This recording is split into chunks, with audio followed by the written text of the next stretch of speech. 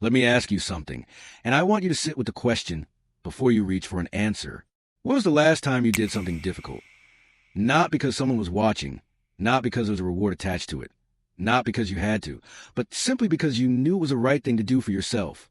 When was the last time you chose the harder option without needing convincing?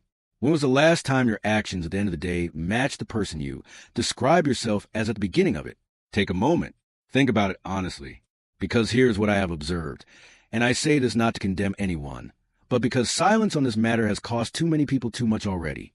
Most men walking through life right now are operating with a growing gap between who they believe they are and how they actually behave. And that gap, that invisible widening space between self-image and daily reality, is the source of almost every problem they face. Not circumstance, not bad luck, not the economy, not the government, not the generation they were born into. The gap. You wake up in the morning, and for a brief moment, maybe 3 seconds, maybe 5, you are simply a man in a bed. Before the phone reaches your hand, before the noise of the world enters your mind, there is a version of you that is clear and still. That version of you has intentions. That version of you has things he wants to build, things he wants to fix, problems he wants to solve. And then something happens. Not dramatically, not with a crash or an announcement. Something quiet happens. The phone arrives. The scroll begins. And that version of you, the one with direction, quietly steps aside for the version of you that is just reacting, just consuming, just existing in the current of whatever appears on a screen. And you tell yourself it is only for a moment. You tell yourself you are just waking up. You tell yourself you need a few minutes before you engage with the day. And this is true. This is something you genuinely believe because the brain is extraordinarily skilled at making surrender feel reasonable. It does not present your avoidance to you as avoidance. It presents it as rest. It presents it as earned leisure. It presents it as being kind to yourself. It uses the language of self-care to dress up what is, at its core, an escape from discomfort. And I am not here to tell you that rest is bad. Rest is necessary.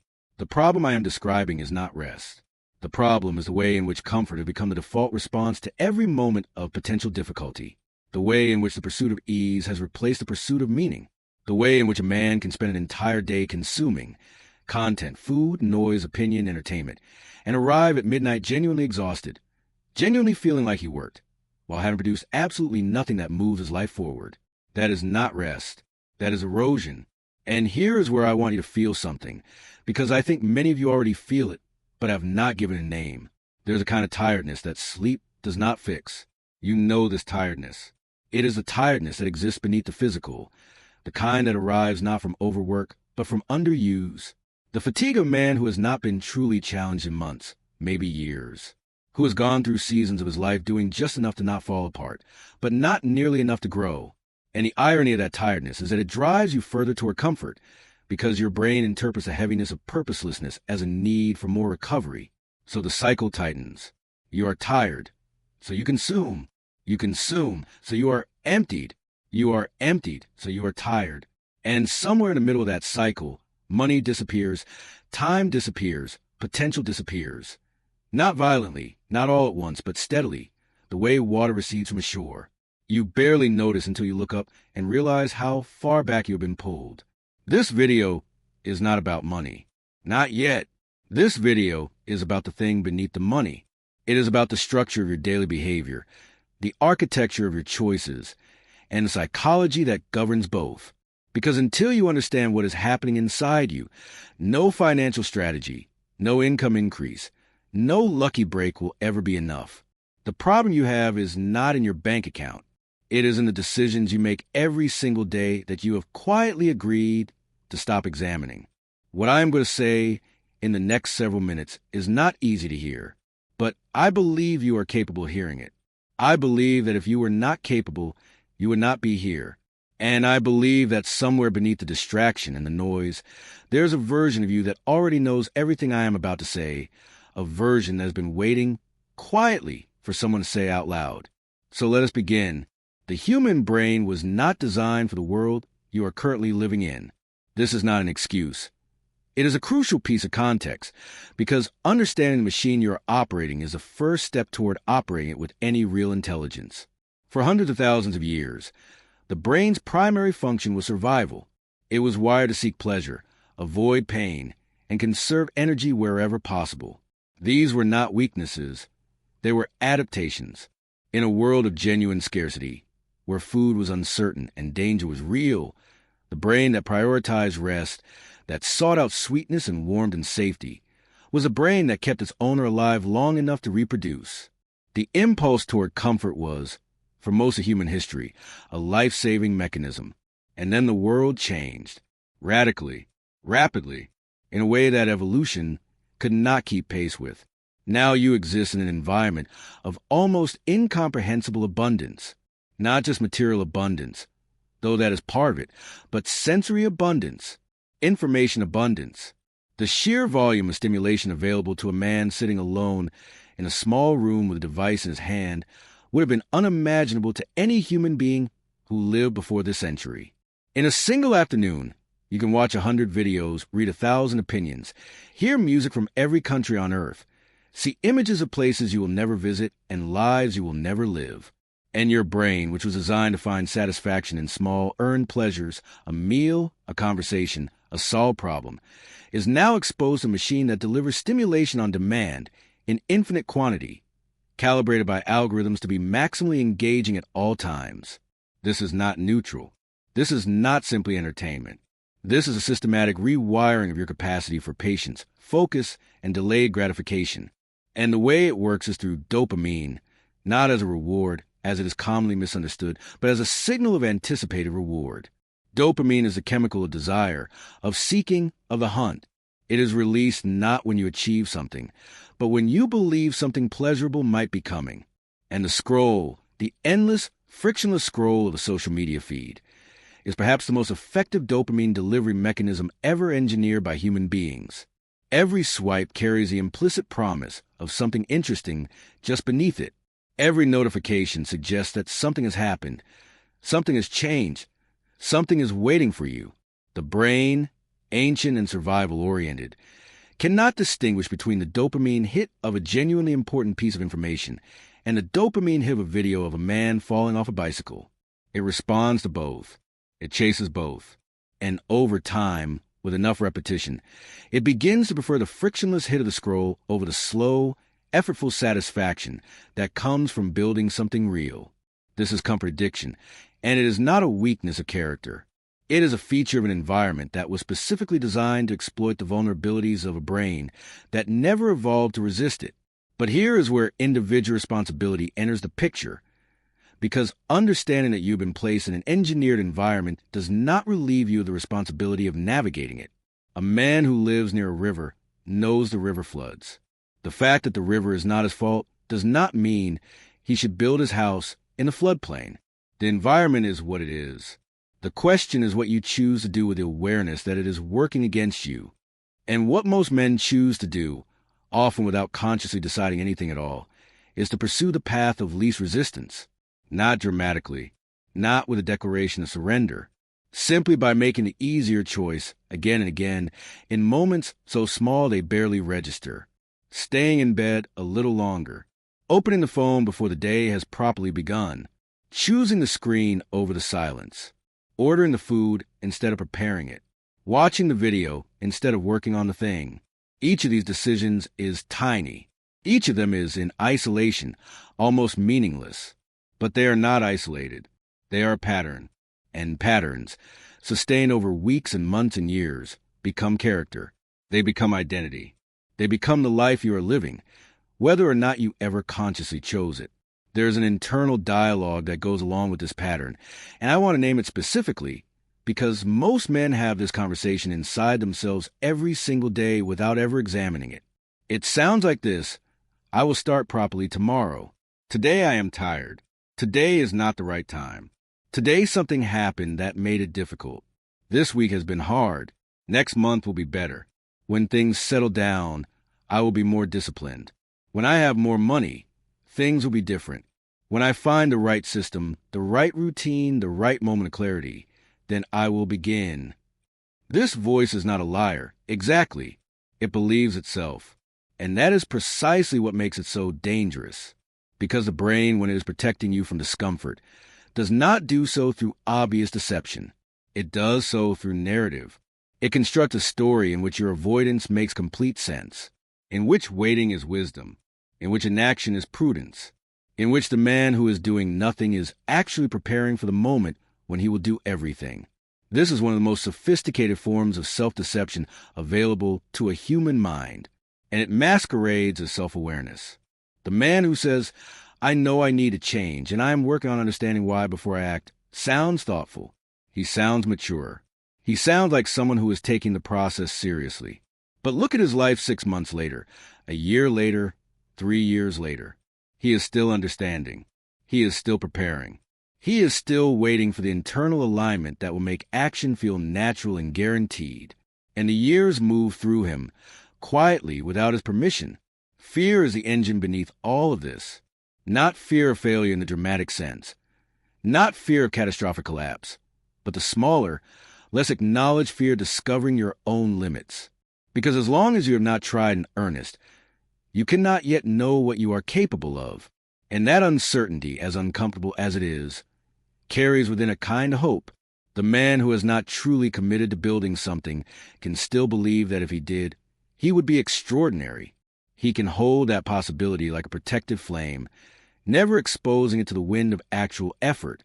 And this is why many men remain in holding patterns, not because they are lazy. Lazy is too simple a word and too dishonest.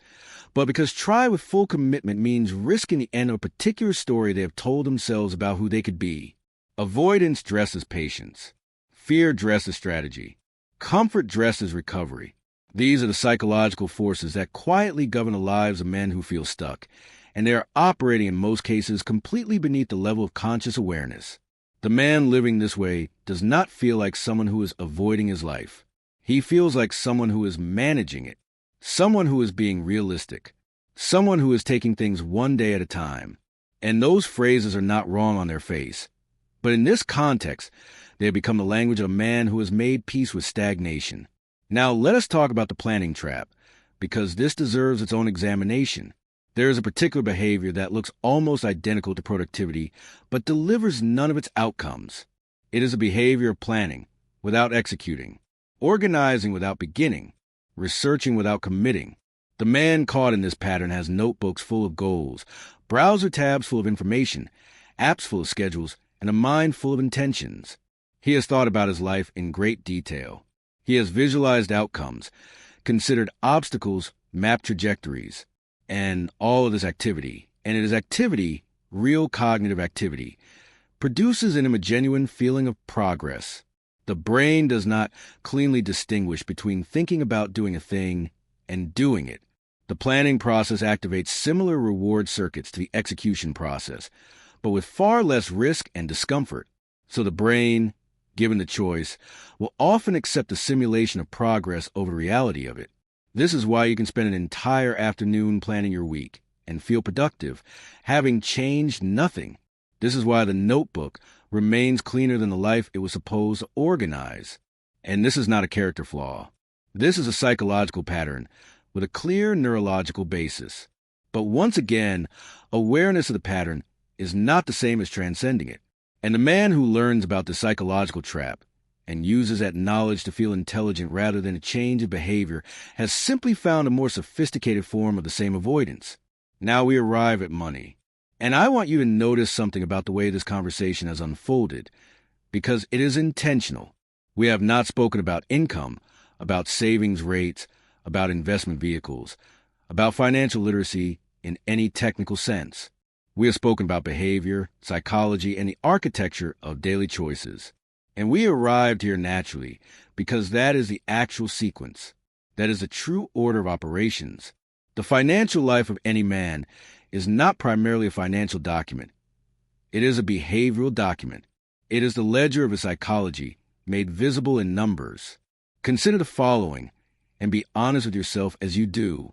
If you received a significant increase in income tomorrow, a raise, a windfall, a new opportunity that doubled what you currently earn, what would change? Not what you intend to change. Not what you plan to do. What, based on your actual current behavior patterns, would realistically change? Because most men, when confronted with this question honestly, know the answer. They know that someone would go toward a slightly better version of what they already have. A slightly larger apartment, a slightly newer car, slightly more expensive food, slightly higher-end versions of the same entertainment and comfort. And they know, somewhere beneath the planning and the good intentions, that the fundamental architecture of their spending would remain largely unchanged, because that architecture is not financial. It is psychological. It is relational. It is tied to identity, to how spending makes them feel, to what acquisition tells them about themselves in a world where many forms of status are invisible and some forms are not. This is one of the most documented patterns in behavioral economics, and it is one of the least discussed in conversations about personal finance.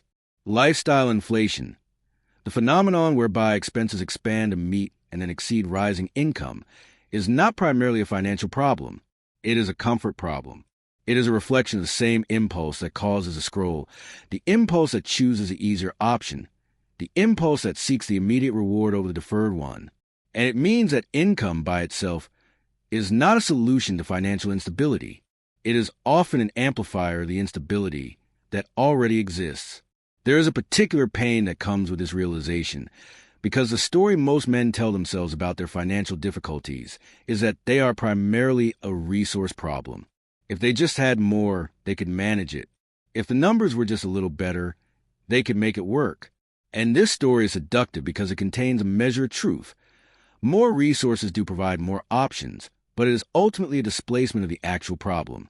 Because what you do with what you have is a direct expression of who you are, not who you plan to be, not who you were before things got difficult, who you are right now, in the daily choices that nobody sees, in the small decisions that feel insignificant enough to not require any real justification. The emotional dimension of spending is something that rarely gets an honest examination in financial conversations, and it is where some of the most significant damage occurs. Men, particularly, are not often encouraged to articulate the emotional function that their purchases serve.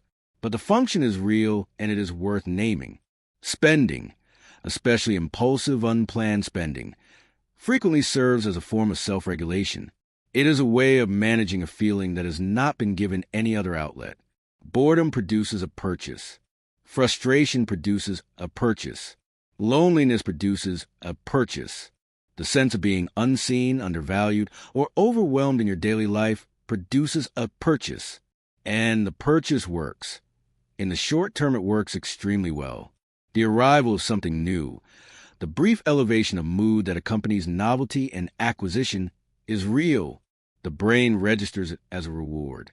And then it fades, as all such rewards do, and the original emotional state returns, sometimes worse than before, because now there's the added weight of financial guilt layered beneath it. And then the cycle begins again. This is not a moral failing. This is a coping mechanism in the absence of more effective ones. But it is a coping mechanism with compounding consequences. Because every dollar spent in the service of emotional self-regulation is a dollar not spent in the service of building something. And over time, this distinction between consuming to feel and investing to grow produces dramatically different lives. Not because of any single decision, but because of the daily accumulation of hundreds of small decisions, most of which are never consciously examined. There is also the question of identity. And this may be the deepest layer of all. What a man spends money on reveals what he believes about himself. Not what he aspires to believe, but what he actually believes at the level of behavior rather than intention.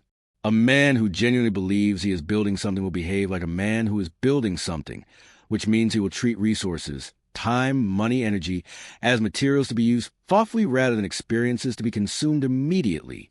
A man who does not believe he is building anything, who operates beneath the level of articulation, from a foundation of doubt about his own direction and capacity, will often behave as though his resources are not investments but consolations, as though the pleasure of today is justified by the uncertainty of tomorrow. This is why financial advice, delivered in isolation from psychological reality, so rarely changes lives. You can teach a man the technical mechanics of budgeting in an afternoon. The knowledge transfer is not the difficulty. The difficulty is that the knowledge must operate through the same person who has been making the choices that created the problem in the first place. And that person has patterns, has history, has a self-concept that predates the financial knowledge and that will absorb or deflect the new information based on how compatible it is with the existing identity. Change in knowledge without changing the identity, and the knowledge becomes another item in the collection of things a man knows he should do but does not do. The most sophisticated form of financial self-sabotage is the one that looks responsible.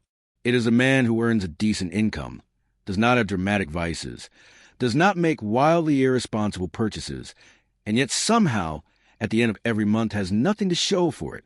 He cannot point to a single catastrophic decision. He cannot identify a specific moment where it all went wrong. It all went quietly.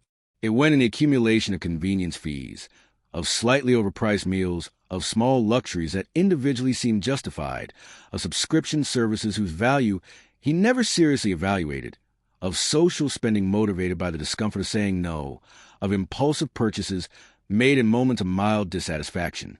None of these decisions felt significant. None of them were. But they were consistent. And consistency is the most powerful financial force in either direction. There have been men throughout human history who understood something that contemporary life has largely abandoned, not through grand philosophy, not through written treatise, but through the lived structure of their daily existence. The Spartan warrior did not regard comfort as a right. The Japanese craftsman of the feudal era did not regard distraction as a form of rest. The Roman legionary, marching through unfamiliar terrain with a full pack on his back, did not negotiate with his body about whether today was a good day to endure difficulty. These were not extreme people by the standards of their time and culture. They were, in many cases, ordinary men shaped by systems that treated self-mastery not as an achievement, but as a baseline expectation. I am not suggesting that we should return to the hardships of antiquity.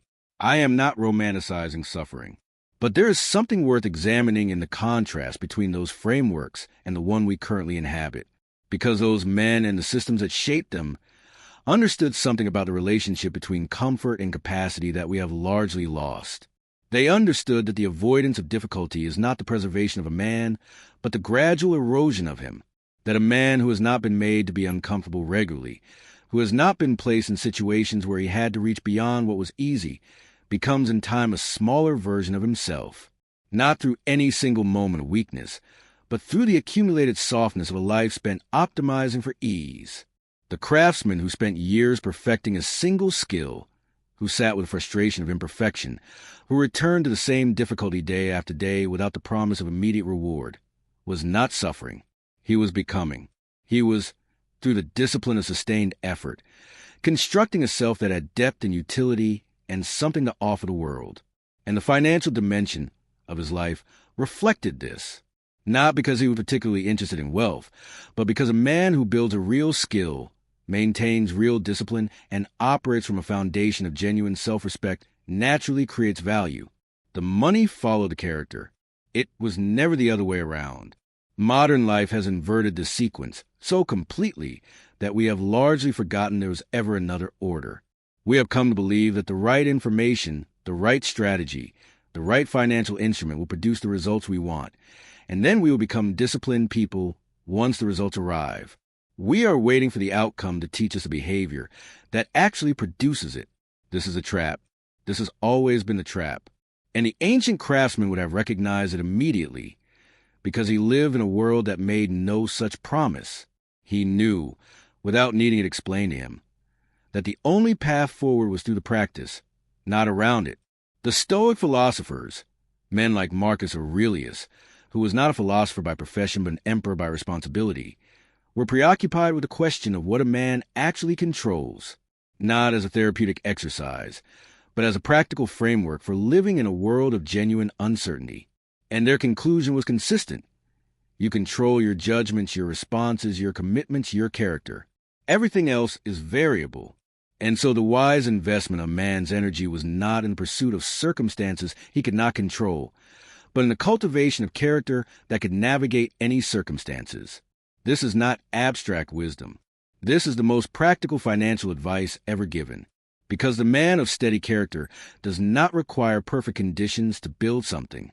He does not need the economy to cooperate, the opportunity to be obvious, or the path to be smooth. He works with what is present. He adjusts without catastrophizing. He moves forward without the reassurance of guaranteed outcomes. And in doing so, over time, he tends to create the conditions that less disciplined men are waiting for. I want to speak now about responsibility, because the word has been so thoroughly weaponized in contemporary discourse, used alternately to shame, to dismiss, or to deflect, that it has lost much of its actual meaning. So let me be precise about what I mean when I use it. Responsibility, in the sense I am describing, is not blame. It is not the claim that your circumstances are entirely self-created or that structural obstacles do not exist. They do exist. They are real, and for many men they are significant. But responsibility, in the meaningful sense, is a decision to own your response to your circumstances, to treat yourself as an agent in your own life rather than a subject of it. It is a recognition that even within constraints, even within difficulty, there's always a range of possible responses available to you, and that the one you choose is yours, no one else's.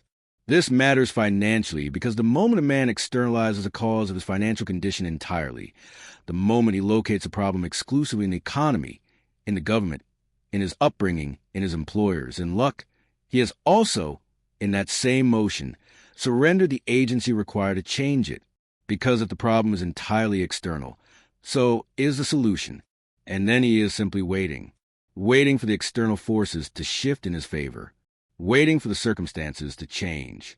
And some men wait for the rest of their lives. The uncomfortable truth is that many men know this. Not intellectually. They will argue against if pressed, because the ego protects itself against the implications of total self-accountability.